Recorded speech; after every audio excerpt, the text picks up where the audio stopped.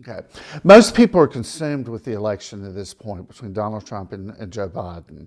And rightly so. It's an important election that's occurring. The reality is, in the midst of all that news, many of us have maybe not realized the significance of what happened last weekend.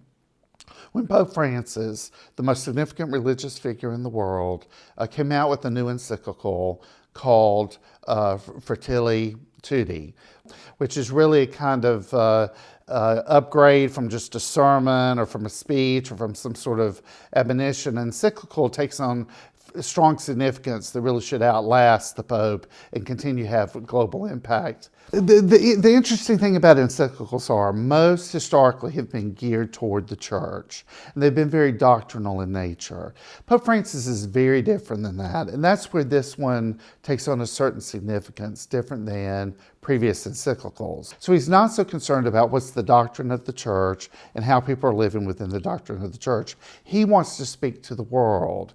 And so within the last two encyclicals, so it's the first time for a pope to do this, he's speaking to the world saying, we have a common home, and now we're a common fraternity, we're a common brotherhood, we're a common family dynamic going on. That's the message that's going out to the whole world. Now, you might think, oh, it's insignificant, but the reality is the Pope is the most significant religious figure in the world. There is no one who comes even close, even within any kind of closeness to his organizational and symbolic religious significance and power. And so for him to speak sends ramifications throughout the world in ways that we don't see if, for instance, I speak or a Presbyterian president speaks or even a Muslim imam speaking. There's no comparison. So the reality is when he speaks, it begins to infuse into the Roman Catholic structure these priorities. And if they become priorities within the Roman Catholic structure, they'll eventually become priorities in the rest of the Christian church. And within this encyclical, it'll move beyond into Islamic communities and Jewish communities and Hindu and Buddhist and others that they seek to influence.